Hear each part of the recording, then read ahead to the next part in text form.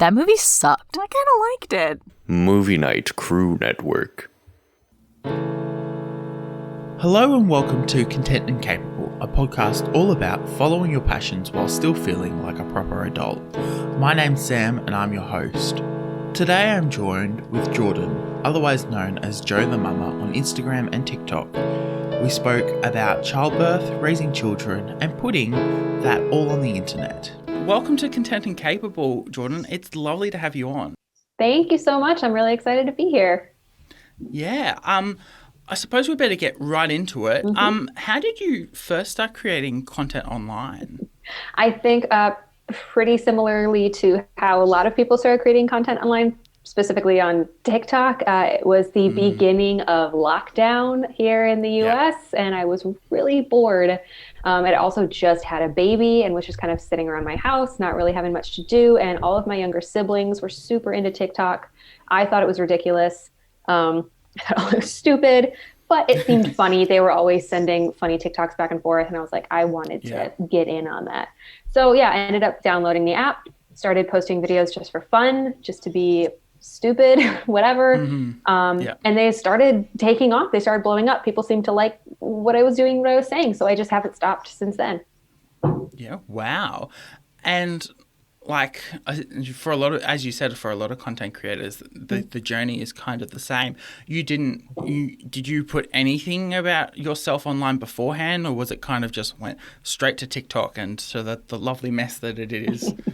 Maybe Instagram was the only other platform that I was really, quote unquote, active on in any way, shape, or form. But again, just maybe a couple hundred followers. It was just people that I knew or family or friends. Nothing fancy, nothing exciting, nothing special. Yeah.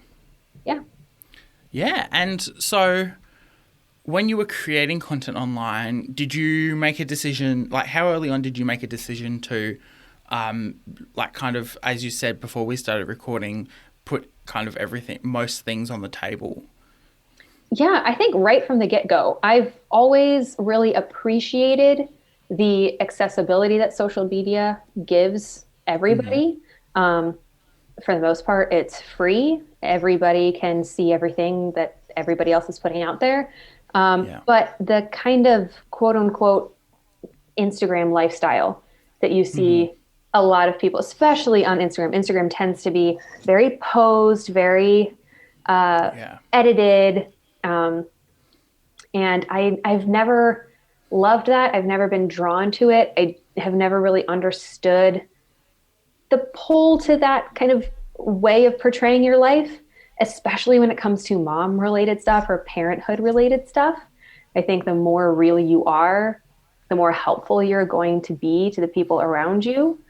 And I'm also just way too lazy. Like I don't have the time or energy to like make my kids look really cute and do my makeup and set up my lighting and pose and clean my house. Like I don't care. So instead of letting it be a flaw or a fault, I just decided to run with it. And I was like, you know what? Screw this. I'm going to be overly honest. No such thing as TMI. Just tell it like it is, show it like it is. And I think people have found that refreshing the same way that I have found it refreshing in other creators. Yeah, I definitely think there's this aspect to posting on TikTok where it's not Instagram. There isn't this assumption that it has to be neat and tidy and manicured. And I think that that's why it has become so popular, because it doesn't have the same trappings as Facebook and Instagram or other social medias that we've seen come through. And, you know, I'm thinking particularly to the Vine days. Oh my gosh, R.I.P. Everyone, I know, rest in peace. But like comparing the two, because a lot of people make those comparisons, and I think Vine had its niche, but it wasn't the same niche as TikTok, where you could be a little bit more brutal and honest. 100%. And to be honest, I'm the same amount of lazy as you. I'm just the opposite direction of the lazy, where I just don't post anything online. There you go. I sit there and I go, well, I'm just not going to take a photo of my naked sibling in the bath, because if that's just, you know, my phone is in the other end of the house. If I'm going to run around to go get my phone, by the time they're back, they've probably tried to drown each other 5 times. Like, come on. For sure. Absolutely. Oh, yeah. Yeah. And, I'm the eldest of 10 children, which I probably should have started that with for you. No, love it. Yeah, and it's wild, and I definitely think that there comes a point where you've just got to stop caring about what others think of you. My mother's going through that process right now where she's very, like, she can dress up, like she washes up real nice, and she loves going out, but at the same time she's come to the point where it's like, you know what, if they aren't going to accept me at my worst, why should I, try to work for them to accept me at my best? Sure. Oh, absolutely. Yeah. Granted, I'm not from a family of 10, but I'm the oldest of 7. So I feel like kind of in the same, It's close enough. close enough. I feel like for most people, once you get past 5 kids, it's all the same to them. But yeah, can definitely relate to that. Seeing my parents, especially my mom, seeing her almost become exhausted at certain points in her life from trying to maintain this outward appearance and this public appearance of everything's peachy, we're all good, everyone's cool, we always look great, my house is always clean and tidy. But the reality is, no, when you got 7 or 10 kids, that's just not the reality. And I think that's where platforms like TikTok, like you were saying earlier, where it can be brutally honest, and that's almost more attractive than the posed quote unquote Instagram life. That's where that comes into play. And that's where people are looking at it and they're saying, okay, thank goodness someone is actually saying it like it is. Yeah. And I think that also there comes a point, because in my life, at least, I have vivid memories of when we have visitors over for relatively formal things, whether it is not a birthday. Birthdays are usually pretty casual, but things like we're having friends over and we haven't seen them in 3 months' time, or we're having a gathering with 40 to 50 people in the house. The day before is chaos because we spend the whole day cleaning the house. But it really makes me appreciate that a clean house works. And obviously with the chaos of children, it's not possible all the time. Right. But when you live by yourself, so I've moved out of home, I now appreciate the lessons that I've learned in learning to clean the house and going, this is like what it's not, like what looks nice and what it's meant to be if, you can do it. And obviously it's not for everyone. Well, yeah. No, growing up in a large household, if nothing else, just taught me the importance and the appreciation of a well-oiled machine, so to speak. Yeah, the house may not always be clean and tidy and pretty 100% of the time, but when you have 10 or 12 people living in one home, like you kind of don't have a choice. It has to be high functioning. It has to work well. And then when it's actually all put together and like tied with a nice bow on top, like you're saying, with the clean house and spending the whole day cleaning, then you can really look at it and say, oh, okay, yeah, this is awesome. This is peak performance of this household. And then, going out and living by yourself and kind of putting those same principles into practice. It just comes full circle and you're like, oh, okay, yep, I see what mom was trying to do the whole time. This is cool. And then prioritizing, like, we've gone really onto this tangent of cleaning. Whatever. Like prioritizing what is important to clean as well. Like, I had a housewarming party. I've recently moved into a new house with my brother, and we had a housewarming party with some friends. It was really lovely, but I desperately wanted to clean my bedroom. I haven't been able to vacuum in there for many weeks because it's been a constant cycle of clean clothes and dirty clothes and my work things. And I've just transitioned to a new job as well. So trying to get that balance correct. And then I was like, well, I really want to clean that, but I can't because the kitchen is more important and the entertaining areas are more important because that's what people are going to see.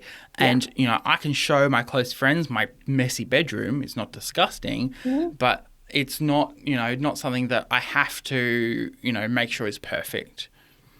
Right. Oh, yeah. No, I can totally relate to that.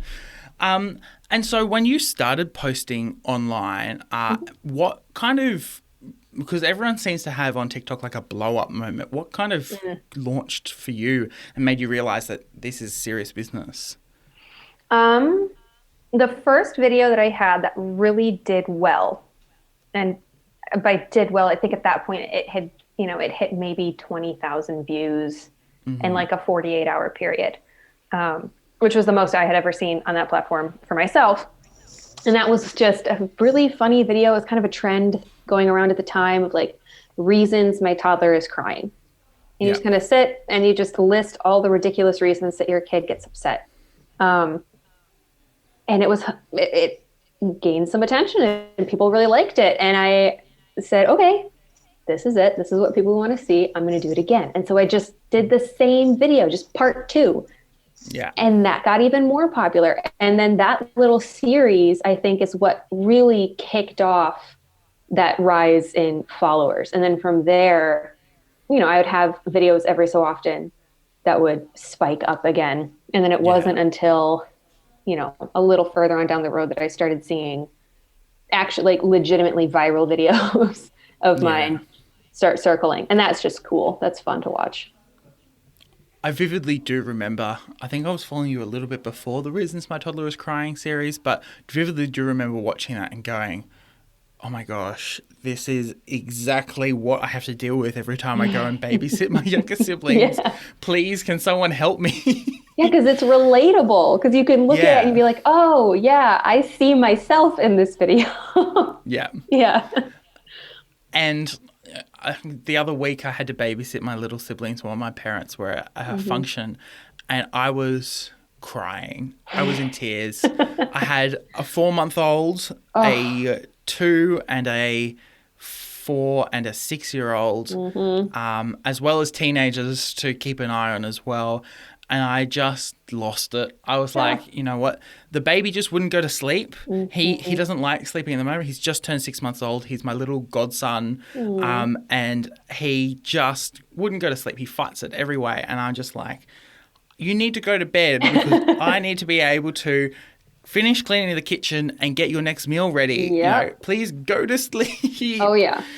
Yeah. And it's just like, and I think that like series like, Reasons My Toddler Is Crying, or, being able to see yourself with other people and struggling with other people is really helpful, because it realizes that, you don't have to get it right every time. Not everyone gets it right every time. And as much as you feel like you're failing in the moment, you're not failing overall. Not at all. Yeah. Parenting is definitely, and that's something that I've learned for myself. Although I've been told it before, you don't really fully grasp the concept until you experience it yourself. But parenting is way more about the effort than it is the immediate result, especially with young kids. I mean, there's this idea floating around that, especially when it comes to things like gentle parenting, which is kind of like a huge trend at the moment.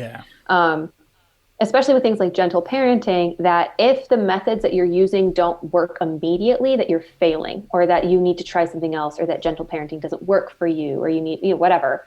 And that's not the case at all. And I think anybody that actually works with kids or has experience with kids would tell you that that's very true. And then even some of the other videos I've done that have gained a lot of popularity, I think the most popular video that I have at the moment is like a 2.5-minute video of me just working through a tantrum with my son. That one floated around for a while. And I think that was another kind of aha moment for me, and realizing that this is the type of content that parents not only want to see, but need to see. And not even parents, just everybody. I had so many comments in DMs, messages from people saying, hey, I'm not a parent. I'm not planning on being a parent anytime soon, but seeing this and seeing it in real life has either given me the confidence to like pursue parenthood for myself, or B, like healed some like inner child thing going on in there. And I was like, cool, glad I could be that for you. But yeah, I definitely got a lot of flack for that video too, which was fun. Yeah, I was about to say, I do remember watching that video, and personally, not only it helped me with like toddler stuff and dealing with children, but like in other interactions with other adults who may not be coping right now, and being able to headed, cope with those people and let them vent and do that. Yeah. But also, I do remember the follow-up videos of you having to deal with that hate. Mm-hmm. Was that the first time you dealt with like such a large volume of hate, or have you done it before? No, definitely not. I am not shy when it comes to controversial topics or hot button topics. So I've talked about plenty of things on my TikTok and on my Instagram before that garner a lot of feedback. And so, but no, that one got a lot. The majority of flack or hate from that video was just people who were in disagreement about me putting my child in a vulnerable moment online. People have very strong opinions on what is okay and what's not. And I have my own opinions on what's okay and what's not and where I draw the line. And I do have a line for myself. But again, it all comes back to how is this going to help other parents? Is this going to harm other parents? Is this helping my child? Is this harming my child? Kind of, asking yourself those questions. But like a video like that, and I think this is important for parents out there. And I think that this is a topic that people have been discussing for a little while now. Yeah. But this, the quote unquote village that is supposed to exist among parents doesn't really exist anymore. You don't really have that. You're kind of on your own, especially amidst all this COVID pandemic mayhem. You're really lonely. It's very isolated, literally. And so you have all these parents who are struggling through parenthood and wondering, how the heck has anybody done this? And how in the world am I supposed to be successful here? Because this just feels so wrong. Like, this doesn't feel right. I don't think I'm meant to be a mom. I don't think I'm meant to be a dad. When in reality, no, this is not how humans are supposed to exist or live. Yeah. But we have the internet. We have this crazy network called social media. And moments like that, moments like watching a mom deal with her kid have a tantrum, that's a moment that if you had a village, you would be seeing in real life often. That's something that you're supposed to be observing in other parents. That's something that we as humans are supposed to be exposed to, is just human interaction, the good, the bad, and the ugly. Yeah. So, it's really interesting because, everyone says, there's no guidebook to parenthood. It's all very individual. You're never going to be able to have a textbook and be able to get A+ or whatever. But I do think that experiencing and watching other parents do their job, because part of their job is to be a parent, watching them do that and then taking on, go, oh, well, that worked really effectively in that situation. Maybe I'll try that. Or glancing off each other and taking those things and being able to use them together, I think is something that we lost for a little bit there. There's a period of time where we were like, nah, we're not going to share it. And I think that we're kind of almost getting back to that position where we feel comfortable sharing that. Yeah.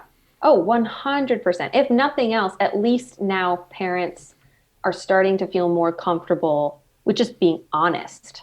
We don't even necessarily need to be showing 100% of everything, but just at least saying it as it is and not trying to put on a filter on your real life. And I think that that's going to be very helpful.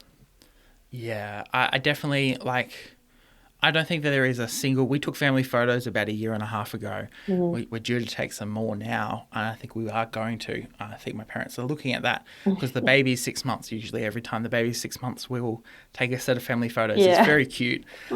We took some 1.5 years ago when they were a bit delayed. But there is not a single photo where a child does not look derpy in it. I have one of the family photos as my background, and the more I look at it, and because I have a separate monitor at work, and if I'm not looking at something on the separate monitor, it's just the background, the more I look at it, my dad's eyes are half shut, a child is looking at another. My mum is desperately trying to grip 2 children back so they don't lean forward. My hand is somehow behind a child's back, poking them, telling them, you need to stand up a little bit further straight so your head is above everyone else's head. And the youngest is in tears because she got really upset halfway through the photos. Oh my gosh. No, that sounds about right. That's Yeah. And the previous set of photos we had, there's this awesome photo of my mother raising her eyebrows at the youngest who was trying to do something naughty. And it was my favorite photo, and everyone's favorite photo from the whole thing. It was just my mother raising her eyebrows. Oh, I love it. She just has really expressive eyebrows, and it's just amazing. It's the funniest thing ever. Yeah, that's that's it. That's real. Yeah. Oh, and it's so amazing that like we get to share these things now, and the internet is this wonderful place where those things can happen. And speaking of the internet and your recent content, congratulations, by the way, on your third child. Thank you. I kind of you kind of died down a little bit. You weren't jumping to the top of my TikTok feed all the time. I'm like, I wonder if she's slowed down posting a little bit. And then I saw the announcement. I'm like, okay, that makes sense. Yep. It was just amazing. And it's really interesting because your content is quite unique now because you are a registered birth doula. What did that process look like? Oh yeah. It was a lot of fun, but when I was pregnant with my first, I was kind of introduced to the concept of hiring a doula. I think a friend of mine was going through her certification, so I was seeing a lot of stuff like on Facebook and Instagram of her updates. So I ended up reaching out to her. I ended up hiring her as my doula for my first baby, and just loved the experience, loved the prenatal meetings and the care and the planning and just kind of all of that support that went into it. But funny enough, she ended up missing the actual birth because I went too fast. She couldn't make it, whatever. But, she was there pretty much right after and then all of that stuff. But I just was kind of going through the process of pregnancy and birth myself and kind of having my eyes open to what it's like to be a woman pregnant in the United States. I was like, there's a lot of stuff, weird stuff going on here. And I just decided that I want to do this. I want to do this have this supportive role and help other women through this process.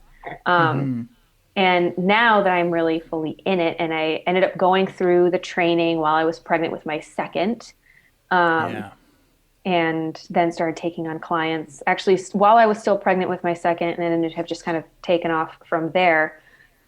But yeah, now that I'm in it and I'm seeing it for myself and I'm really experiencing all of it, it's kind of crazy that it's not just common practice for everybody to have that kind of support person in their life during this crazy time in their lives.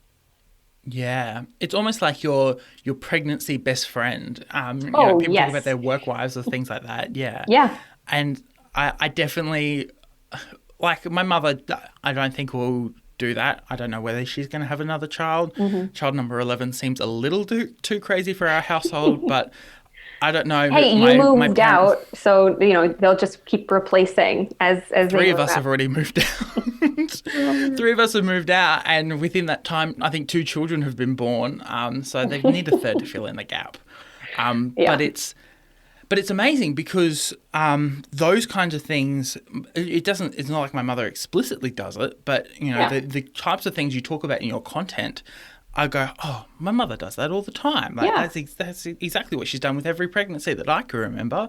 And it's really amazing. And obviously, speaking in the context of the American healthcare system where everything is itemized and paid for privately, it really becomes almost like a more economical way to be able to have a child and, do what you want to do and the way you want it.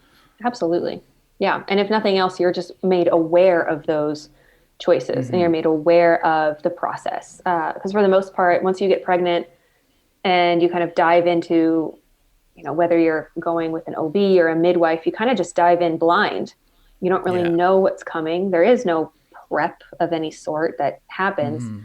So if you don't go in there with some sort of base knowledge or understanding at least, it's very easy to just kind of follow the steps that your provider gives you, and whether or not that is actually the best route for you personally to take, it's hard to judge that unless you know what else you can do. Yeah. And for those who might not be aware of what a doula Yeah. is and what their role in the whole pregnancy and postpartum stuff is, what is the role of a doula? Yeah. So a doula is a trained birth professional who's certified to basically be the ultimate support person for expecting families, moms, all that stuff. They are trained to research and provide education for the parents, and then provide that educational, physical, and emotional support throughout the entire pregnancy, labor, delivery, and postpartum.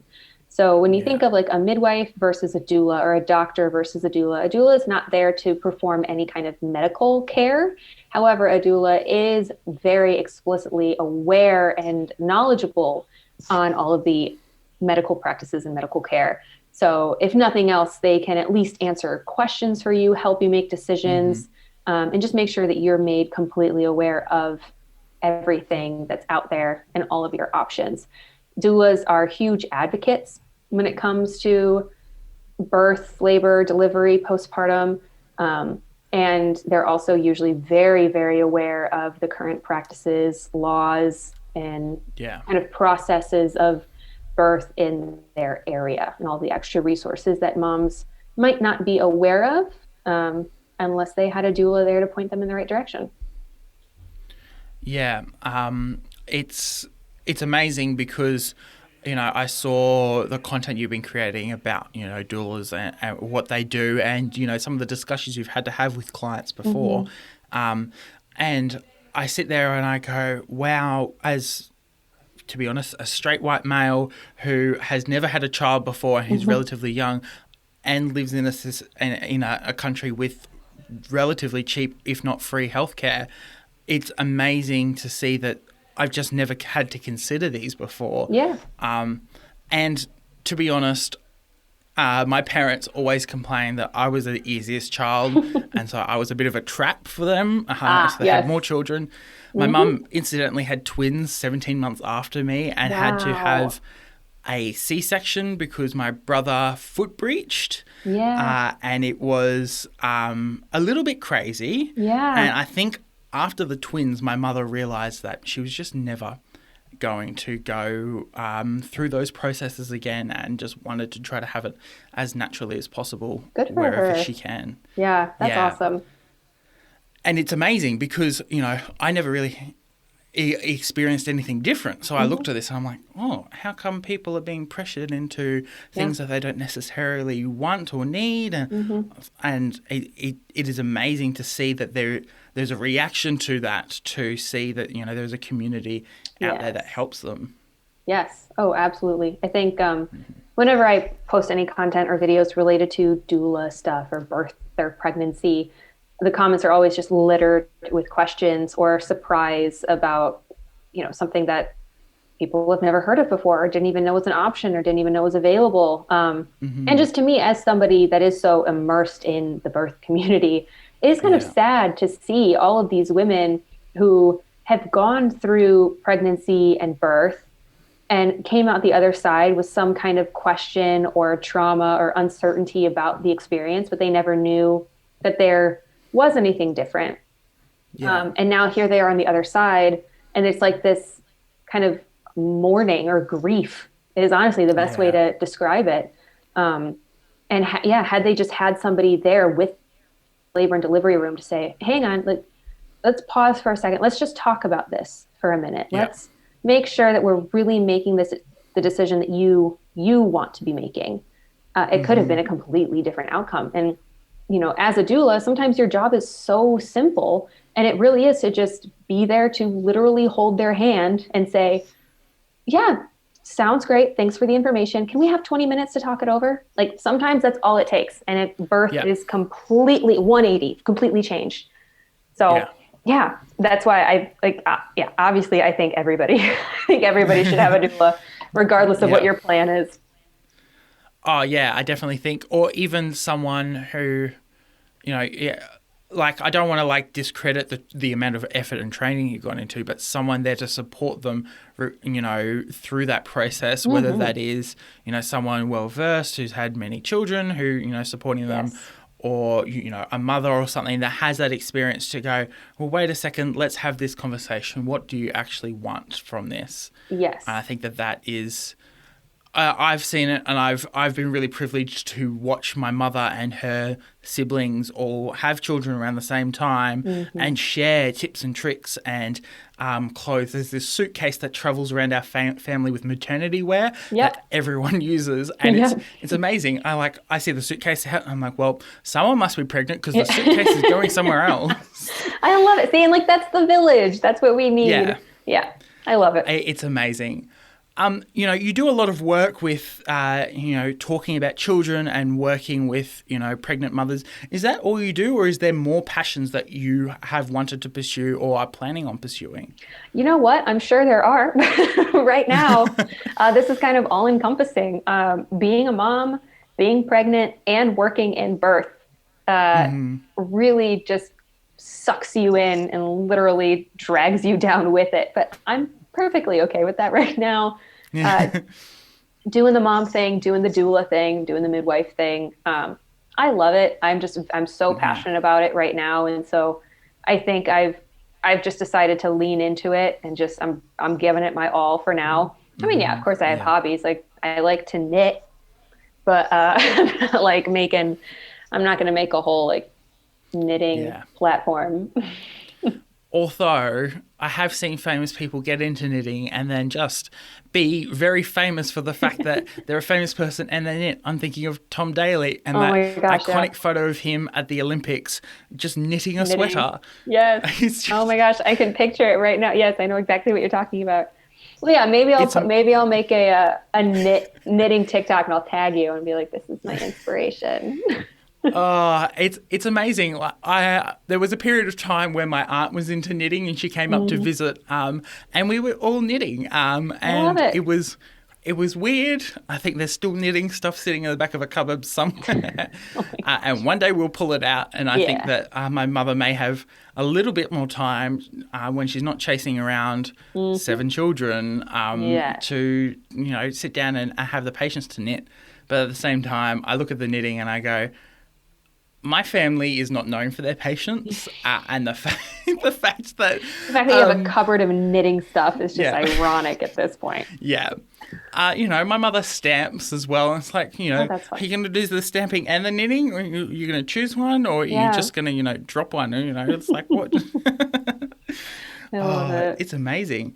And like, I don't like asking this question, but I feel like I'm curious about it. Your husband, we don't often see him on the content, obviously, because he works quite a lot. And I think when you film it, your TikToks, they're about in the middle of the day. Yeah. But like, how is his like reaction and journey through this with you been? He absolutely loves it. Like he just thinks that this is the coolest thing. And yeah, it's ironic because he has no social media. He doesn't have a Facebook. He doesn't have an Instagram. He doesn't have a TikTok. He's got nothing. Guy's got absolutely nothing. So now the fact that I'm as heavily involved in social media as I am is just funny. I mean, whatever, I guess we balance each other out. But no, so my husband is a videographer and like audio producer. So video and audio producer. He finds it incredibly ironic that I am kind of accidentally falling into a career of sorts based on a video sharing platform that has absolutely nothing to do with anything that he does. Yeah. He's like, wait a second. I went to school. I did the work. I'm supposed to be making videos. What happened here? How did this happen? So no, he's being funny. But yes, he's incredibly supportive. He's super helpful when it comes to all of this.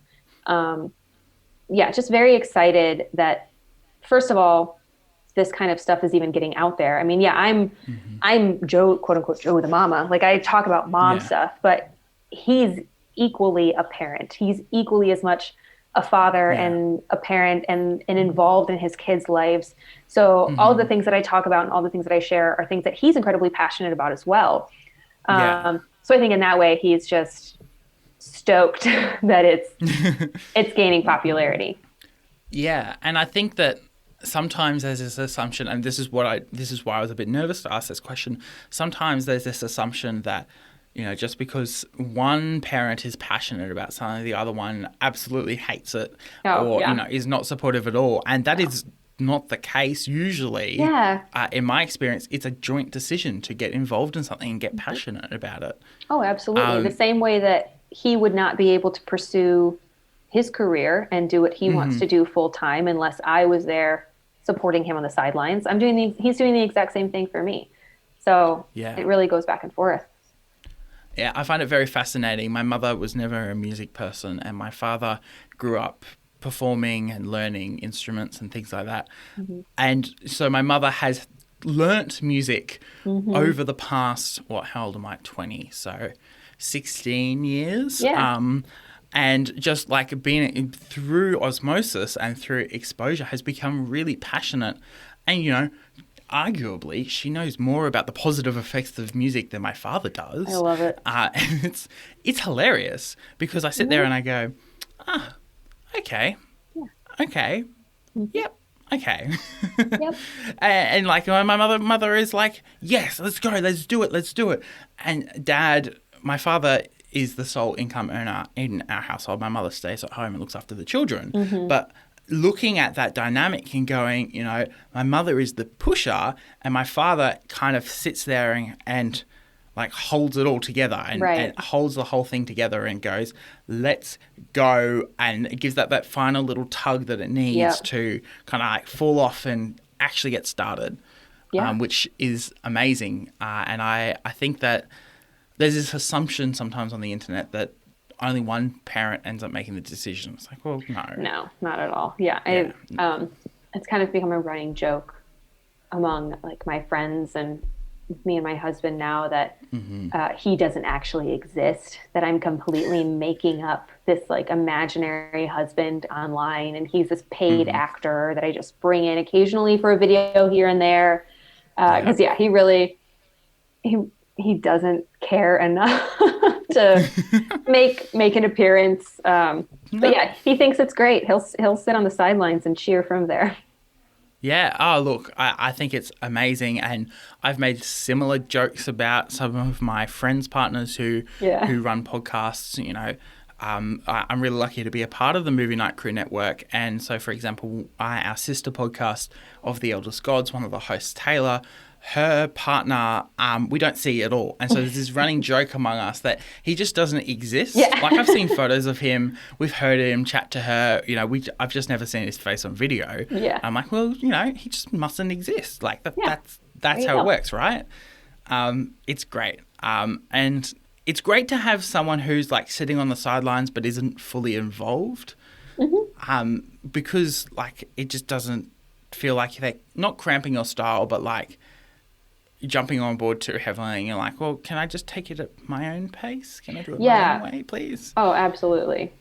Absolutely. And I think I'll probably end up recruiting my husband against his will to be more involved with things like, because I would love to get into podcasting or a YouTube channel or something. Like I just, I have a lot of content that I want to put out there, and I don't think TikTok is the place for all of it. So I'm sure eventually in the future, there will be more somewhere else. And I'm sure that's when I'll actually wrangle in his professional expertise or something like that. Yeah.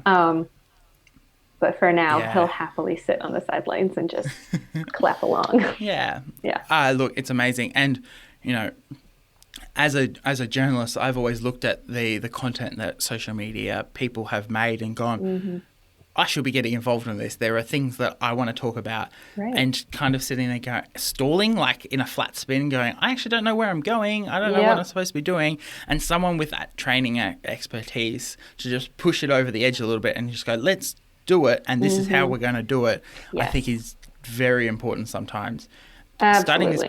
Starting this podcast took 6 months. So I started creating this in May of this year, as I found out the other week when I was we did like a bit of like a network wrapped. It was very funny. Yeah. For those who haven't seen it on our social medias, I will put it on Instagram somewhere and I'll save it for people. But my favorite photo from the whole thing was this slide that says, "You met 0 actual adults. Are they a myth? Who knows? Not us." Oh my gosh. I was like, you know what? This is 100% true. Yeah. And I'm so happy that there are people out there who feel the same way as me. You know, I turn 20 next weekend, and I'm sitting here freaking out a little bit because I'm like, I'm supposed to have my life together. Help, help. And then I go, oh, no one else has their life together. I'm fine. No, you're fine. and you probably have your life more together than you think you do. Yes. Oh, it's amazing. I chat to friends sometimes and they're talking about, you know, what they've been up to recently. And then I sit there and I go, oh, what did I do this week? Oh, I worked and turned up to my commitments, and that was about it. Wow, that was boring, but geez, do I have my life together to be able to just sit there and do that? Yeah. And that's huge. Yeah. And there's time to time where I just turn around and go, you know what? I just need a break. I need to say, no, thank you. Yep. And it's amazing. In terms of your kids, obviously, you know, your children are amazing and so cute, and I love every interaction you have with them is so beautiful. Thanks. But how do they react? Do they understand that some of the things that you film are going online for people to see, or you know, how aware are they of that process at the moment? I don't think they really fully understand what's going on, which is why I am very selective with what goes on the internet with their face on it. Because yes, they are my children. They are my responsibility. They are very much under my jurisdiction. But, you know, I also have to remember they are their own individual people, and the way that the internet works now, like once it's out there, it's out there. And I just have to be aware of that and careful of that. So for now, no, they don't really understand. I mean, my oldest son is 3. He just knows that if I point the phone at him or he sees himself in selfie mode, like, oh, cool. Like I'll pose or I'll smile. Like he thinks that's fun. Yeah. And if he sees a video of himself, like he can recognize that it's himself, but no, like he doesn't understand that millions of people have seen his face and millions of people have liked videos of him. And so I think in the future, if there's ever a point in the future where my kids come to me and they express any kind of discomfort with them being online, or they don't want to be online, which honestly, with the way that the internet is going, the direction that it's going, I don't think they will. I think our kids are really the first generation that's going to grow up completely 100% online, which is terrifying, but also kind of really cool to think about. I mean, like my son is going to be able to show his children where he was and what he was doing at every single stage of it, every single day of his life almost. I mean, that would be so cool if we could look at that with our grandparents, be like, where was my great grandma when she was 25? Like, what was she doing? You know, we just can't do that. So I don't think that the internet is going to be not secretive. I don't think that there's really going to be any part of my kids that are going to be weirded out by being online. But if for any reason they were to ever be, of course, I would respect that. But for now, I know that is my responsibility, and I have to be selective with what goes up there and what doesn't. Yeah, it was interesting. I was speaking to another TikTok creator last week, and this episode's coming out a fair few weeks afterwards because I'm pre-recording now. But I was interviewing this guy named Chris. He's a comedian. He's been working in the entertainment industry for 25 years-ish. Yeah. Anyway, he and I had this conversation on Instagram as I was getting his photo to promote the episode. And he turned around to me and said, make sure you have heaps of photos so that, you know, you've got something to share. And that's something I regret as like a child of the early 2000s and kind of grew up with the late 90s early 2000s technology is the fact that there aren't a lot of photos of me, and I don't actually like taking photos of myself at the moment. Yeah.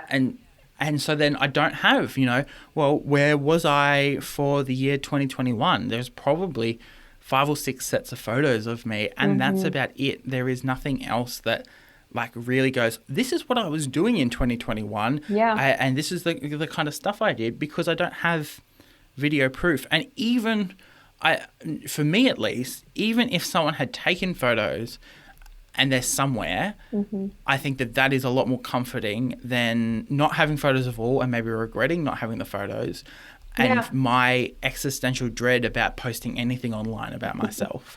Right. Which is ironic, because I host this podcast where it's all about being upfront and free. I know. And it's like, I can't speak for somebody else, and I can't speak for what my kids are going to want in the future. But I know for myself, I absolutely love watching maybe the 1 or 2 VHS tapes, or now they've been like converted onto DVDs, of home videos of my family, when we were super tiny little kids, and I was 5 or 6 running around with at that point, there was only 3 of us, but like being able to look back on that and just have a small snippet of life at that time is so, so precious. And so now knowing that my child has their entire early years documented for them to go back and look on, like, I'm jealous of that. I wish I had that. So of course I'm going to give my child that. And if for some reason they're ungrateful for it or don't want it, okay, fine. Great. But I'm sure not, at one stage, they're going to ask about it. I'm watching, so I'm really lucky. I have 3 grandparents left, which is a little bit morbid, but my grandmother died when I was 6 months old, and her husband, my grandfather, is slowly forgetting things, and I don't want to be morbid, but he's on the way out. Like, there is, we know that at some stage he's going to die. Yep. And so me, as the eldest cousin from that side of the family, the first child, for, my cousin, the next youngest cousin to me, not my siblings, is 10 years old maybe, and I'm 20. So, I'm a lot more conscious, I'm a lot more aware, and there's this implied pressure on me, not from anyone, just from myself, that I need to learn as much as I can so that I can preserve those stories and those memories from my grandfather and my grandmother, so that I can pass them on to other siblings. Ooh, that's the elusive door open. The elusive husband that doesn't actually exist. Yes, I had an interview a couple of weeks ago, and my brother walked in. I was at my parents' place. My brother walked in behind me wearing nothing but underwear. And I'm like, love it. Get out of here. Get out of here. We don't need to see you on camera. Get out. No, but your grandfather, I completely understand kind of that pressure to preserve. Yeah. Especially and because... if it's... You don't know. You don't know. Yeah. Who knows when he's going to die, and who knows, how much we're going to know. I know that there is a whole bunch of stories, and stories from a different perspective as well, that I haven't heard yet. And I'm so excited to learn about, because it's about my father's childhood. He grew up in Alice Springs in the middle of Australia, about 3 or 4 hours away from Uluru. And, he had this amazing childhood where they, travelled for almost 3 months of the year, and he was homeschooled, and it was amazing. And I'm like, I've heard bits and pieces of the stories from my father, but being able to hear it from someone who was an adult at the time and knew what was happening, I can go and, get greater understanding of the amazing experiences that my family has had and the amazing history that my family has. And I think it's very convenient, because when you store things online, it's there. It's there forever in some capacity. Right. And you can go, well, I've always got access to it, regardless of if today I'm feeling like I don't want to have any of myself online, and tomorrow I turn around and go, I want to share everything out to everyone. Right. Yep. And it's this little time capsule. Yeah. I think that's so important in the digital era, I think. Absolutely. It's amazing to see, and I can't wait to see what then, what your children and your children's children experience, and the way that we are able to tell stories. Oh yeah, what they're able to do in the future, but also what they're going to do with what we have right now. That's going to be fun to watch. Yeah, it's quite amazing, and I'm to be honest, I'm very excited. I think it's going to be a very fun way to make things more and more interesting. Absolutely. In terms of the way that, like, your siblings, because you said earlier on that your siblings, took up TikTok a lot earlier, Mm-hmm. how have they reacted to you blowing up? Because I think I follow some of your siblings on Yeah. TikTok. How have they reacted, and are they a little bit jealous of you? I mean, yeah, sure. I'll say they're super jealous and they wish they were me and I'm the coolest sibling now and like they could never even get on my level. No. No, I think if anything, it's ironic. Just because especially my two next in line younger sisters. Yeah. They have always been much more involved with social media than I have ever been up until this point, especially on Instagram and Facebook and all of that. So it was, to me, comical that I picked up TikTok and it blew up the way that it did. But I don't know. I think especially there's one sister that I'm thinking of that probably is very happy that she's not viral or it doesn't have to deal with that. I don't think that she would enjoy the kind of the spotlight or the pressure that you kind of get once you have a certain number of followers. Whereas my other sister, she is more involved and more active on TikTok and Instagram. And personally, I look at her stuff and I think that she should blow up. Like I'm curious why her TikToks haven't performed better or done better, but sometimes it's just a matter of luck. But no, I've never gotten any kind of legitimate feelings of like jealousy or ill will or anything like that. I think if anything, they were watching it happen and going, Jordan, really? Like that's what's taken off. And I'm like, I am surprised as you are. I don't know. Yeah. I find it interesting because I have purposefully made some of my social media public. I've chosen to split. I've got a private life. I want to keep away from, people who I don't know personally. Yeah. But then there's a public life that I want to share because I feel like there are experiences that I've had that I think are really important for people to know about.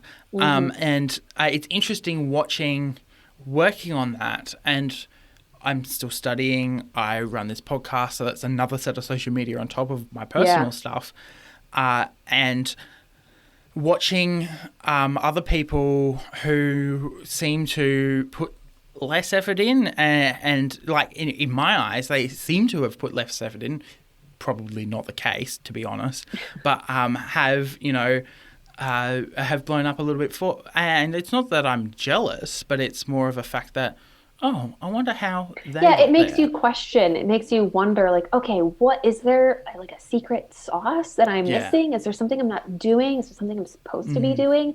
And if I've learned anything about TikTok, it's that for the most part, it is random. It is such a luck of the draw what gets on the For You page and what blows up. And I mean, you can follow all these accounts that are like how to grow your TikTok and how to gain followers and here's some tips and tricks. But sometimes you hit the formula, something just happens. And then you just got to ride that wave or let it die down. But yeah, like you were saying earlier, you have to pick and choose. Like my chair is so squeaky. That's okay. You have to pick and choose what's public and what's private, which now I guess I've learned that's called a niche.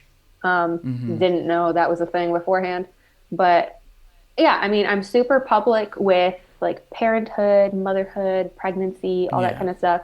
but I've intentionally decided to keep things like my marriage or my life outside of the home or my hobbies and my friends. Like all of those things are still very private, and you don't really see a lot of it on my TikTok page, which then also comes back around to bite me in the butt, because then you get people who are like, oh my gosh, you're so annoying. Like all you talk about is mom stuff. You're like, yeah, that's on purpose. That's the point. Yeah. So yeah, you get to pick and choose. I definitely think focusing on a topic, I don't know, it makes it easier to like mentally compartmentalize. Like, just like if you're having a bad day and you're like, well, you know, I just can't handle the internet at this point in time. You can just shut off that section and go, you know what, I'm just not going to talk about it. Yep. And, you know, there's been weeks and, to be honest, months where I've been creating this podcast and I'm going, I'm totally not with it. This is not, you know, I just don't have the mental capacity to work with this at the moment. And I'm really lucky because I had some friends give me some very good advice early on about creating backlogs and bits and pieces. That meant that if I needed, you know, over my final assignments week in August, over my final assignments week in the end of October and early November, I needed to just utilize the backlog that I created. And that meant that I could shut off my brain from having to deal with creating a podcast and actively engaging with people while, you know, shifting focus and leaning more into other aspects of my life that were important. Absolutely. That, and I think a few weeks into starting the podcast, I had a baby brother who was born. So that was, well, that'll do it. He's very cute. He turned 6 months old yesterday as of recording, and Mum posted this photo with his little tongue out. Oh my gosh. She was telling me last night, she goes, I grabbed his tongue and he didn't pull it back in. He just like let it out. She's like, that's not how it works. You got to put the tongue back in. Put it back in, dude. Come on. It's like, no, this is comfy. Yeah, it's comfy. But yeah, it's very interesting to deal with, to like learn those different strategies. And I think it is very much something that it's not just an internet thing. I think it's something that in real life, you know, I've really lent into my new job recently, but like I'm going to lean out because I need to take some time for myself. And you know, here in Australia, it's the middle of summer. I'm sitting in an unair-conditioned, unventilated room recording a podcast. It's a little hot and sweaty. But I am slightly jealous of you. Just a tiny bit. Yeah, I had some friends complaining about the cold weather. And I basically live in the Florida of Australia. And it's a little swampy at times, but it's the rainy season as well. So it's like beautiful afternoon storms, like amazing displays of lightning. And we're driving over a hill the other day and you could see the whole city and the storm rolling across the city and the lightning going everywhere. It was just amazing. Oh, that sounds gorgeous.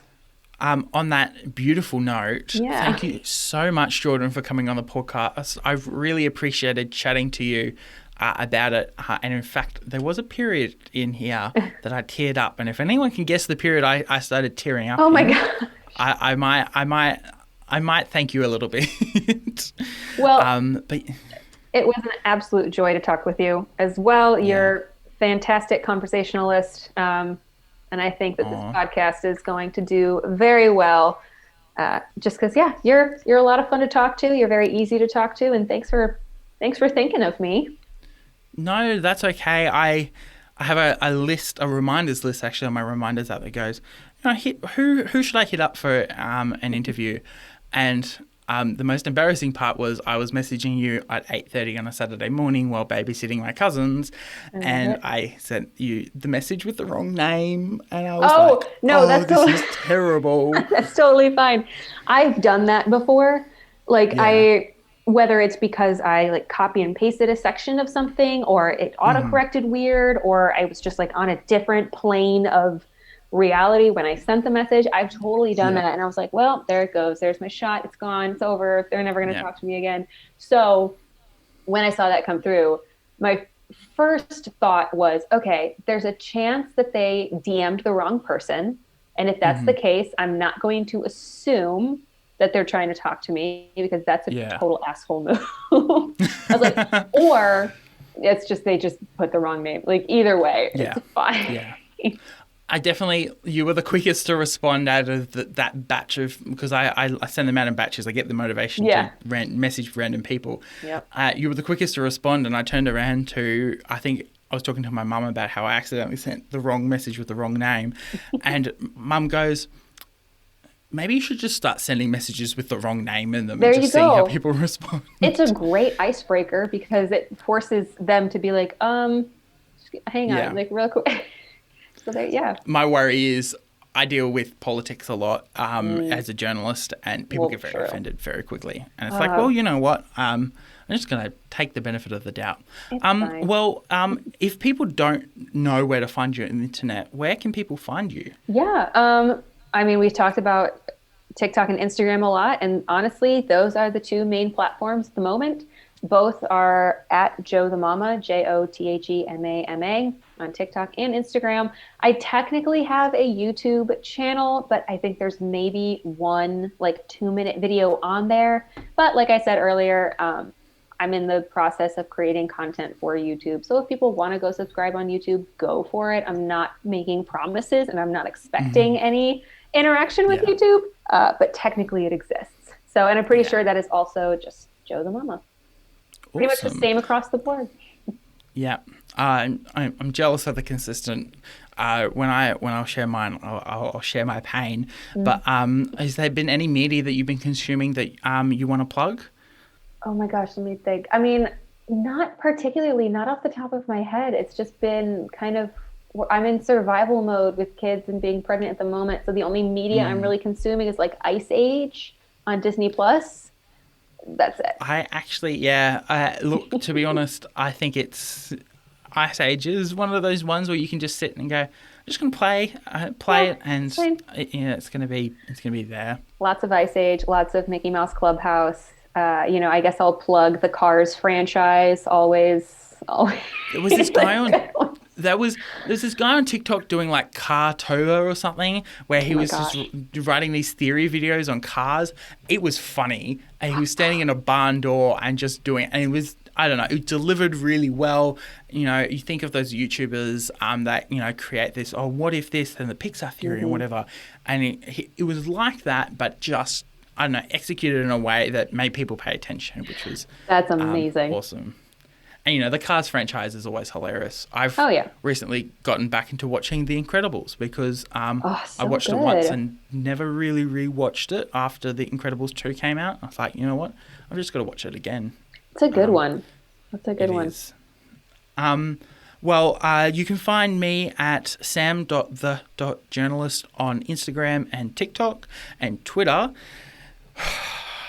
is SamOBJournalist. I put it out there last time I recorded that I wanted whoever can blow up on Twitter to try to make the podcast blow up on Twitter. That's Content the Letter Incapable. And somehow, as soon as that episode released, it just worked. Wow. And you know what? I'm going to try it again. I'm going to test my luck and see if someone can make my personal Instagram account, personal Twitter account blow up. I'll try to invest in it and make a little bit more content for it. But I definitely want to see if I can engage more people. I think there's a space in Twitter for healthy dialogue, and I want to create that space. I love it. Very noble of you. Very optimistic as well. Yes. From my previous experience on Twitter. So, thank you so much for coming along, Jordan. I really, really appreciated talking with you. Thank you. I'm going to have to get you back on again at some stage. I would love to. Maybe as a bit of an update as your kids start growing up a little bit, which is scary. I know. Awesome. Absolutely. Thank you for listening to Content and Capable. You can follow the podcast socials at Content, the letter N, Capable on Instagram and Twitter. You can send a super boring email to us through contentandcapablepod@gmail.com. The art was done by Opia. You can follow them on Opia_art on Instagram. Opia is spelled OPIA. Feel free to message them about making art for your project. Our music was written, recorded, and edited by Nora Strauss-Riggs. You can find Nora at Kane_I, that's I as in the body part, on Instagram and Twitter. Feel free to message her about making music for your project or editing your podcast. I'm proud to be a part of the Movie Night Crew Network, which features the Restricted section, a chapter-by-chapter Harry Potter pod with lots of spoilers all the time, Of the Eldest Gods, a chapter-by-chapter Rick Riordan pod full of myths and legends, My Cabbages, an Avatar podcast that follows the true hero of Avatar The Last Airbender, the Cabbage Cart Guy, Fandom's Gone Wrong, a show that discusses all things fandoms, and the Movie Night Crew. Join some friends as they react to some terrible, some meh, and some really great movies. Alrighty. It's movie night. Grab your popcorn. Grab your coffee. Grab your friend. Grab a cat. Let's go! Who directed this? What year did it come out? Is that girl from that show? Who wrote this? Where's the cat? Who would you rather bang? Pass the popcorn. Does this pass the Bechdel test? What about the Steve Buscemi test? Does a woman literally speak in this movie? Oh my god, a dog. This reminds me of in Harry Potter when... Are we recording? What did the critics say? It's a guilty pleasure. What's your rating? Can you be quiet? Oh my god. Movie Night Crew. It's just like watching movies with your friends. And then arguing about it after. Every Sunday, wherever you get podcasts. Content and Capable is a podcast all about answering the question, how do you adult? Don't forget to rate and review it on your favourite podcatcher, and I will see you next Monday for another episode. That movie sucked. I kind of liked it. Movie Night Crew Network.